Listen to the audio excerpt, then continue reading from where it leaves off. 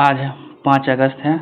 आज के जितने सारे महत्वपूर्ण करंट अफेयर हैं उसको देखेंगे और उस करंट अफेयर से जुड़े महत्वपूर्ण विशेष बिंदुओं को भी देखेंगे। यह विशेष बिंदु हमारे स्टैटिक जीके के रूप में काम करेगा, जो विभिन्न एग्जामों में जो जीके पूछा जाता है उसके लिए यह विशेष बिंदु महत्वपूर्ण होगा। अब वीडियो के अंत तक बने रहें। पहला क्वेश्चन है, राष्ट्रीय अंगदान दिवस कब मनाया जाता है? ऑप्शन ए है 23 अगस्त, ऑप्शन बी है 3 अगस्त, ऑप्शन सी है 4 अगस्त, ऑप्शन डी है 5 अगस्त। जो राष्ट्रीय अंगदान दिवस होता है वह प्रतिवर्ष 3 अगस्त को मनाया जाता है। इस क्वेश्चन से विशेष बिंदु देख लेते हैं। यह जो संगठन है यह राष्ट्रीय अंग एवं उत्तक प्रत्यारोपण संगठन है, यानी national organ tissue transplant organisation NOTTO का पूरा नाम हुआ। और यह इस क्रम राष्ट्रीय अंगदान में जो होता है 97% से अधिक जो अंग जो दान दिया गया है वह किडनी यानी गुर्दा और लीवर यानी यकृत है। और यह जो होता है पहले के जो अंगदान का जो आंकड़ा था उसके आंकड़े से यह 4 गुना है। और यह जो राष्ट्रीय अंगदान दिवस है यह क्रम में 16वां है, यानी 2026 का जो राष्ट्रीय अंगदान दिवस है वह क्रम का 16वां है। और इसमें जो होता है पूर्व के आंकड़ों का यह 4 गुना बढ़ करके आया है। नेक्स्ट क्वेश्चन देखते हैं, राष्ट्रमंडल खेल में भारत का क्रम कौन सा रहा है? तो भारत का जो राष्ट्रमंडल का क्रम था वह 4था था।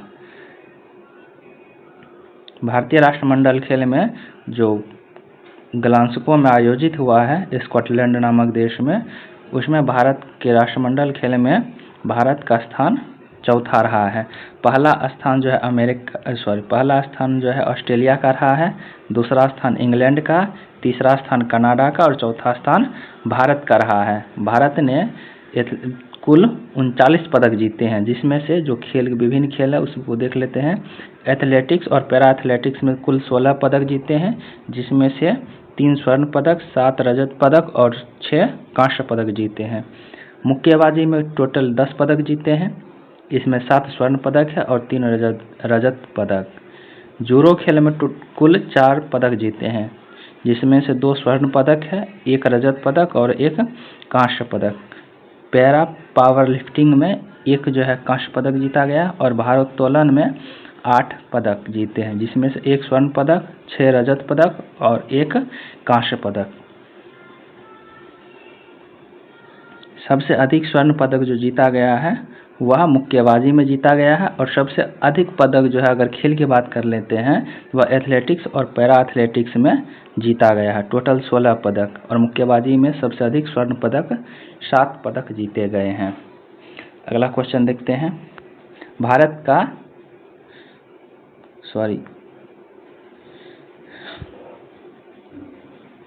का 100वां रामसर स्थल कौन बना है? तो भारत का 100वां इसका ऑप्शन है सुरहा ताल, चिल्का झील, गुलाब झील और रेणुका झील। भारत का जो 100वां रामसर स्थल बना है वह सुरहा ताल जो उत्तर प्रदेश में है यह बना है। और यहाँ पर क्वेश्चन होना चाहिए था भारत का 101वां रामसर स्थल गुलाब झील बना है। यह अरुणाचल प्रदेश में स्थित है और गुलाब झील अरुणाचल प्रदेश का पहला रामसर स्थल बना है। यहाँ क्वेश्चन में थोड़ा गड़बड़ है, यहाँ 101वां होना चाहिए। भारत में अब जो होता है रामसर स्थलों की संख्या 101 हो चुकी है और गुलाब झील भारत का 101वां जो है रामसर स्थल बना है। यह अरुणाचल प्रदेश में स्थित है और अरुणाचल प्रदेश का पहला रामसर स्थल बना है। अगला क्वेश्चन देखते हैं, एशियाई खेल 2026 का आयोजन कहाँ होगा? ऑप्शन ए है भारत, ऑप्शन बी है चीन, ऑप्शन सी है जापान, ऑप्शन डी है नेपाल। तो भारत जो एशियाई खेल 2026 जो होगा वह जापान में होगा। इसका राइट आंसर सी है। विशेष बिंदु देख लेते हैं, एशियाई खेल जो है नागोया और आइची प्रांत में जो है होगा, जापान नामक देश में। और यह जो इसकी जो तिथि है वह 19 सितंबर से 4 अक्टूबर के बीच में होगा। और एशियाई खेल 2026 क्रम का यह 20वां है।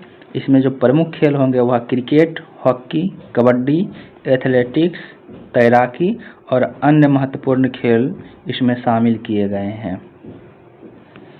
नेक्स्ट क्वेश्चन देखते हैं, बिहार के किन जिलों में मेगा इंडस्ट्रियल पार्क बनेगा? ऑप्शन ए है Muzaffarpur, option B Darbhanga, option C Vaishali, option D A और बी दोनों।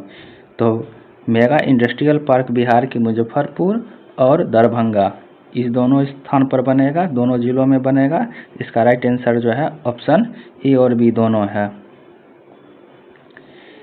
मेगा इंडस्ट्रियल पार्क मुजफ्फरपुर और दरभंगा दोनों में बनेगा। यह जो होता है योजना, जो जिस योजना के तहत बनेगा, यह केंद्र का, यहाँ गलत दिया हुआ, यह केंद्र सरकार के जो भव्य योजना है, केंद्र सरकार के भव्य योजना जो है, भव्य योजना के तहत बनेगा। और इस योजना की जो होती है, भव्य योजना की जो स्वीकृत राशि है वह 33,600 करोड़ है। इसमें अलग अलग चरणों में जो होता है मेगा इंडस्ट्रियल पार्क भारत के विभिन्न हिस्सों में खोला जाएगा और बिहार में मुजफ्फरपुर और दरभंगा को चयनित किया गया है।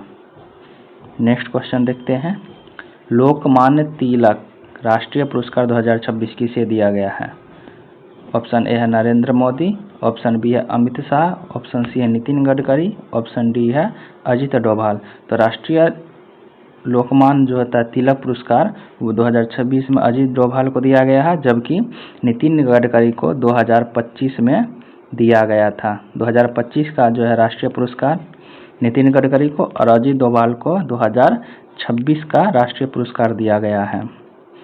इसमें देख लेते हैं, जो पिछले 12 वर्षों में राष्ट्रीय सुरक्षा सलाहकार के रूप में अजित डोभाल ने जो काम किया है, उनकी महत्वपूर्ण भूमिकाओं को लेकर के यह पुरस्कार दिया गया। इनका जो विशेष योगदान था वह विदेश नीति को मजबूत करने में, राष्ट्रीय सुरक्षा से जुड़े मामलों में प्रधानमंत्री को विशेष सलाह देने में।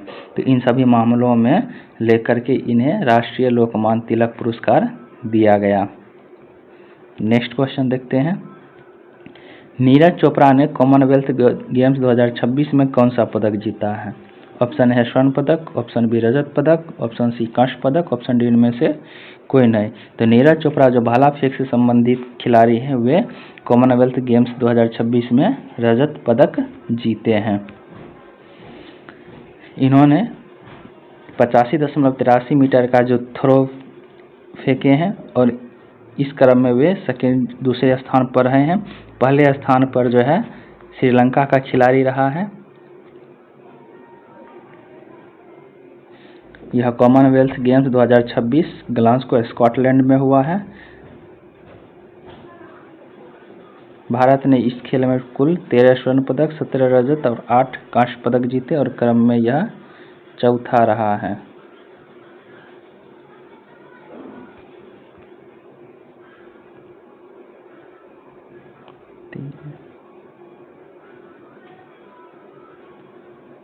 अगला है, चर्चा में रही कॉलेजियम प्रणाली किसके नियुक्ति से संबंधित है? ऑप्शन ए है न्यायाधीशों की नियुक्ति से, ऑप्शन बी है मुख्य चुनाव आयुक्त की नियुक्ति से, ऑप्शन सी है मंत्रिमंडल के मंत्रियों की नियुक्ति से, ऑप्शन डी है राज्यपाल के नियुक्तियों से। तो जो कॉलेजियम प्रणाली है वह न्यायाधीशों की नियुक्तियों से संबंधित है।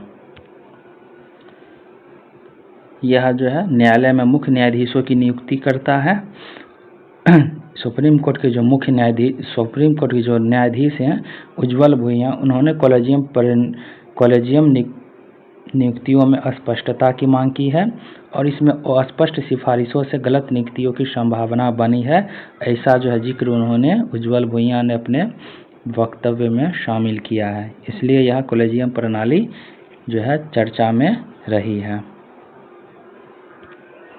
अगला क्वेश्चन है, केंद्र सरकार 7 बार प्रभावित राज्यों में SDRF को कितनी राशि प्रदान किया है? ऑप्शन ए है 2010 करोड़, ऑप्शन बी है 2117 करोड़, ऑप्शन सी है 2150 करोड़, ऑप्शन डी है 3000 करोड़। तो 7 जो बाढ़ प्रभावित राज्य है उनकी जो है SDRF को 2117 करोड़ राशि दी है। 7 राज्य को SDRF को 2117 करोड़ जो है राशि देगा। इसमें 7 राज्य हैं, वे हिमाचल प्रदेश, उड़ीसा, नागालैंड, असम, गुजरात, अरुणाचल प्रदेश और महाराष्ट्र को शामिल किया गया। इन 7 राज्यों को के एसडीआरएफ को जो है बाढ़ से निपटने के लिए और उसकी पूर्व तैयारी के लिए 2117 करोड़ की राशि प्रदान की जाएगी।